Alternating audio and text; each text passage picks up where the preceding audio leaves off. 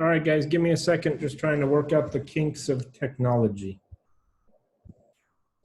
Okay, so everybody, we are online. If you are needing to ask questions, just please make sure that you do so in the chat box, and then I will get to them at the end of the presentation. So what I'm going over today is a book that I read a little while ago. It's called Blue Ocean Shift. It is by W. Chan Kim and Renee Mauborgne.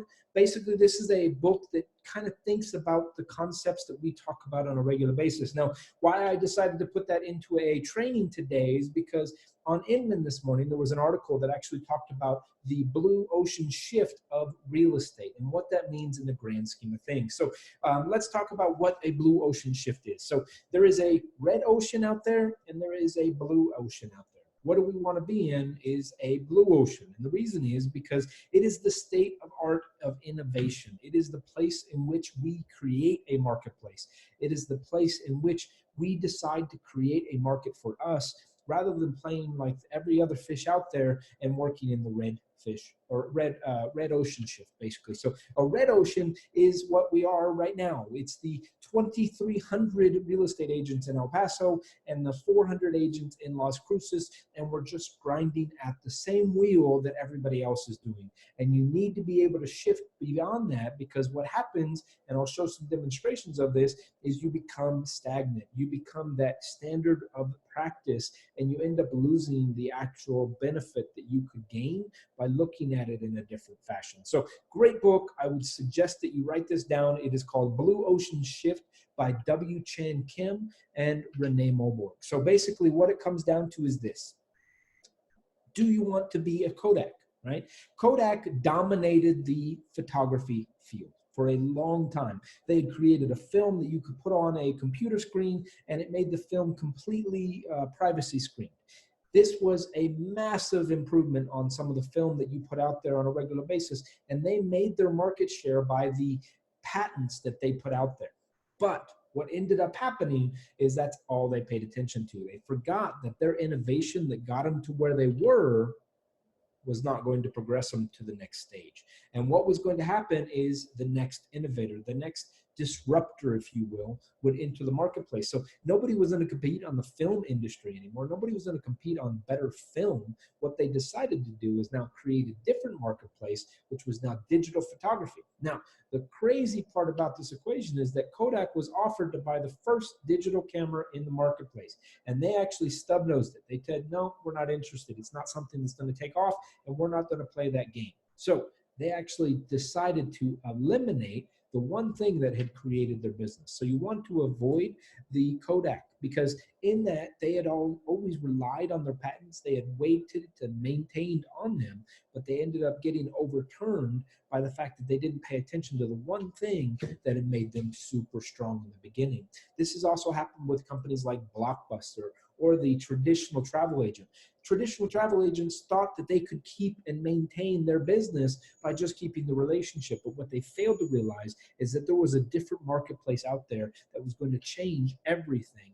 And they had to pay attention to that. And that's why some of those people that became and decided to work through the internet and operate as a travel agent on the internet have stayed in business, whereas the ones that didn't, that decided that they wanted to still have people come into their office, they lost that attribute. Now, this is going to be a real good example when we get down to why it is so imperative to make sure that you make that blue ocean shift in real estate in just a moment. Now, as we go through, blue ocean thinks of itself as a malleable, right? So what does that mean in real estate? How do we become and how do we maintain malleability? Well, think of it in a very simple fashion. If we look and do the same thing that everybody else is out there doing, if we put a listing on the MLS, we wait for a buyer to come through, we wait for another agent to sell it for us, we are going to be the same as every other agent out there. But if we think outside that box, if we live in that point of uncomfortability, it's going to maintain and give us that malleable function for real estate. How do we be malleable? Thinking like I heard one that was phenomenal just recently. So instead of just selling a house, sell a story. Sell the story of that house. I saw a great Instagram post that was a man, an older gentleman that was in the process of retiring. He was trying to sell his house for a year and a half. The agent decided to look at it in a different fashion, and he decided to use a different storyline than was everybody else. right? A lot of people type out this story and they say, oh, this person is trying to sell, this is this and that. I've seen decoders of real estate terms all the time, you know, a great fixer-upper, you know, piece of shit. That's what it comes out to be. But the reality is that we use those terms and we forget that everybody else is using the exact same terms, okay? What we have to think about is how do we change that dynamic? And one of the ways that I saw that was phenomenal is the person took a man that was retiring. He was going through the process of retirement. He tried to sell his home for a year. They hadn't moved any inventory. They hadn't moved, it just was sitting there. So the agent came in and they saw this guy and they listened to his story and they decided, let's change the way we operate this. So what he did is he took a very simple picture. He took a picture of the man with an old 1920s bag that was wrapped on a pole stick and hanging off his back. It looked like it from the Great Depression. And it said, my bags are packed. I'm ready to leave and let this story continue with somebody else. This was the main picture that he dropped on Instagram, that he dropped on Facebook, that he dropped on all these other resources, including MLS, by the way. And people started talking. People started thinking differently. People started looking at it differently. He ended up selling that property because it stepped outside of the comfort zone of what everybody else was doing. Now, that is where we have to pay attention. We have to be malleable to make sure that we're changing what people are thinking about on a regular basis. Now, the other part is that we can't just beat competitors. If we beat competitors, we're going to lose every time. If we just pay attention about how do we grind the stone the same way, what we need to think about is how do we make those competitors obsolete? Now, this happened in real estate pretty dramatically back about 5-6 years ago, 7 years ago, and not Instagram, Assist-to-Sell came into the market and they offered a product line. And the product line was, we will sell your home at a discounted rate. And we had people screaming out of the rooftops that that wasn't the case and that that can't happen, but it started to work. And they started to get listing after listing after listing after listing. Now, what ended up happening though is Assist-to-Sell didn't manipulate and become malleable to change with the market. As the market went down, their disruptive nature changed and they could not pay attention to what the market was doing in the future.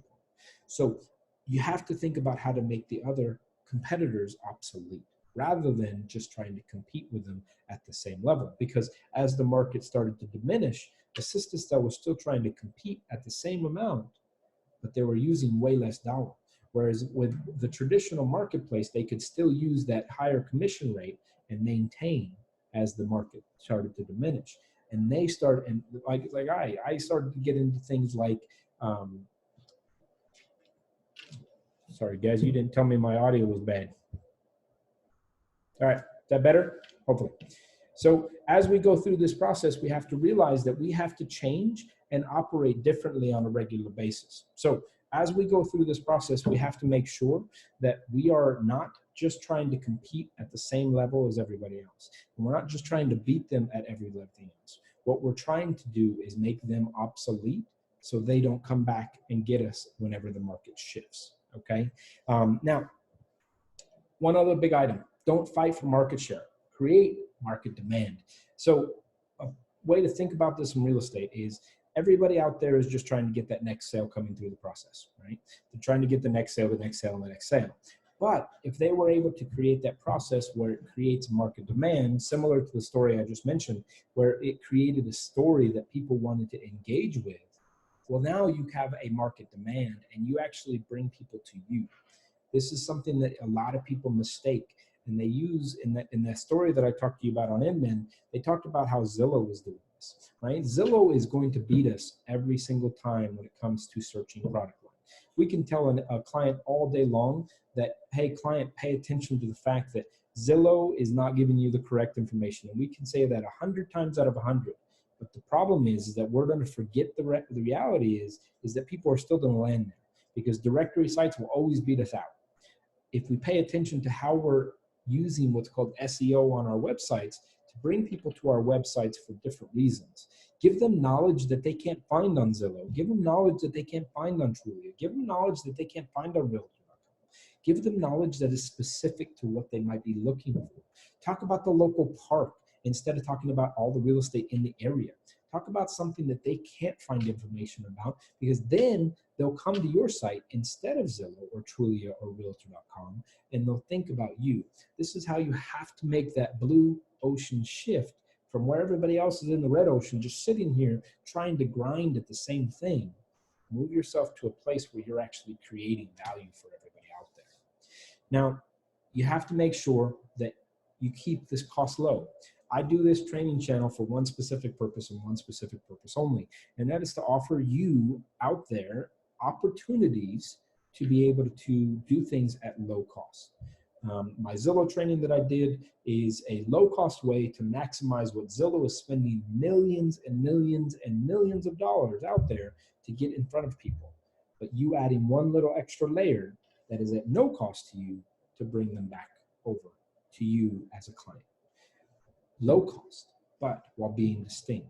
In the book, it actually demonstrates what's called the Red Nose Initiative. So it's a Red Nose charity.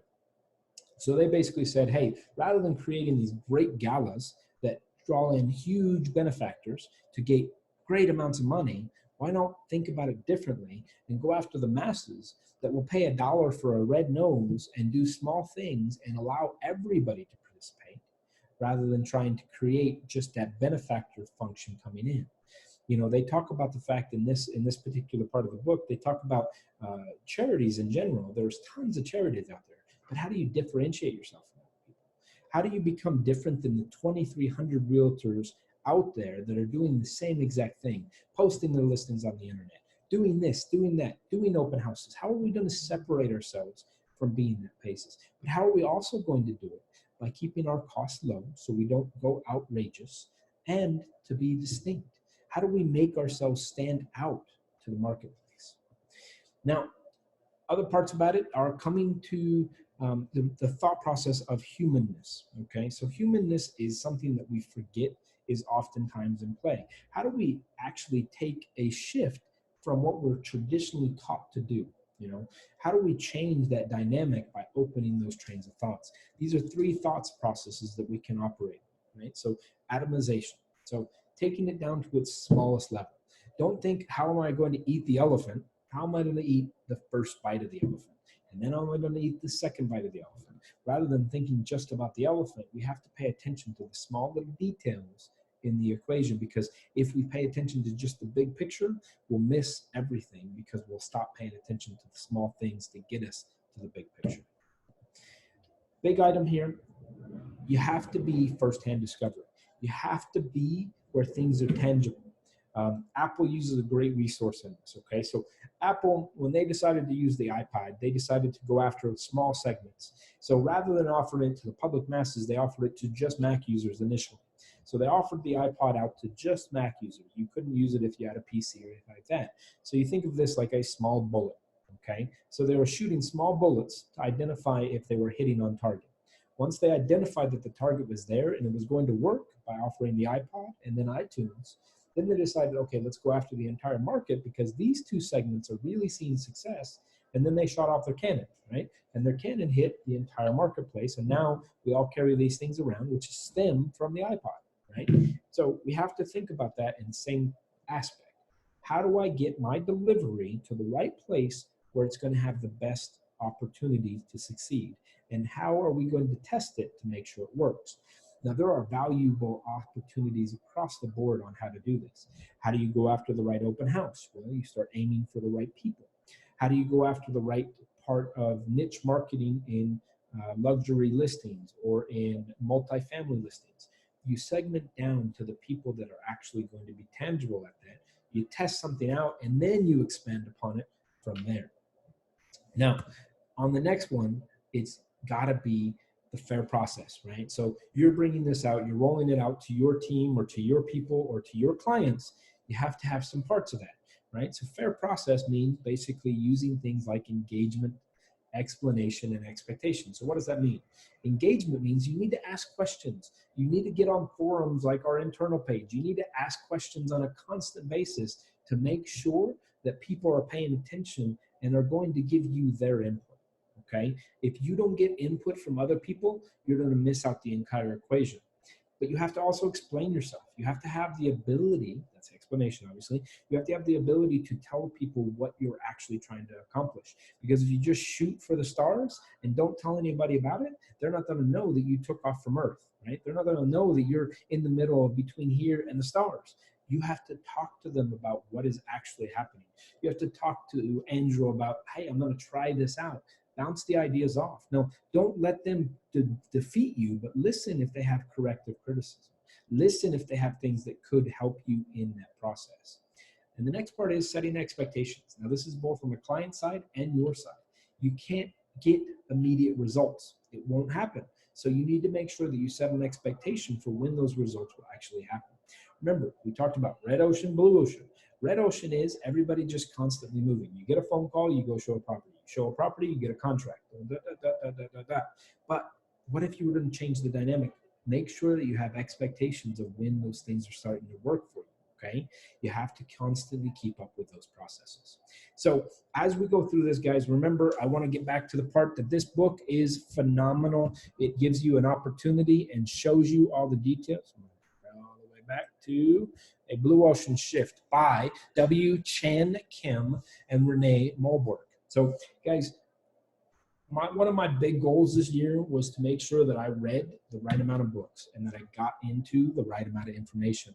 This was a great book for me because it allowed me to think outside the box. It allowed me to think about what could make myself better. Okay. And the other part of the equation is it also made me think that I'm not trying to go after my competitor. I'm trying to go after a way to make my competitor obsolete. Guys, I appreciate you jumping on. If anybody's got some questions on it, this was more of a let's all get on the same page kind of class rather than a specific tool choice. But remember, on HaggertyTraining.com, you can go through all of the trainings that we've had. I try to place them on there. They're also on the internal page of Century 21 Haggerty. Get on there and look at those tools. Find one tool that steps outside the box. Remember, everything that I look at is something that might not be done by somebody else.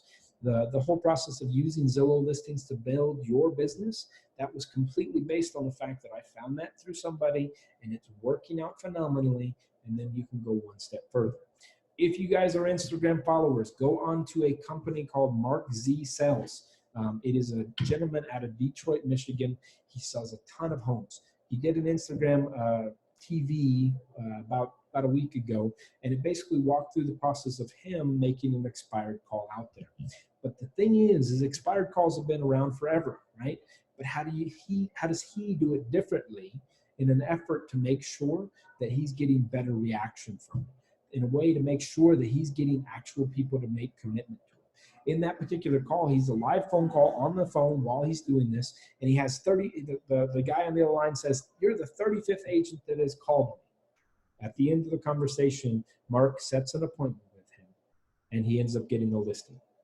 The point is that 35 people can do the exact same thing, but if you differentiate yourself and you add in a different variable of the way people pay attention to you, you distinctly make yourself different with a low cost in play. You will be a better agent for it, and your clients will be better served because of it. So remember, on that process, you want to read the book, Blue Ocean Shift. Take yourself out of the red ocean. The great thing about the Inman article is it talked about why is it a red ocean. The fact is that when you're in a place where there are a lot of fish moving, sharks love to chew on those fish. And when sharks chew on those fish, it turns it into a red ocean. I like that concept. So guys, make sure you shift to that blue ocean shift and make sure that you do it with the right tools, the right opportunities, and that you're not thinking about just beating the competition, but you're thinking about making them obsolete. Thanks. Appreciate it, guys. Any questions? I don't see anything in the chat. All right, guys, have a great day. Appreciate your time.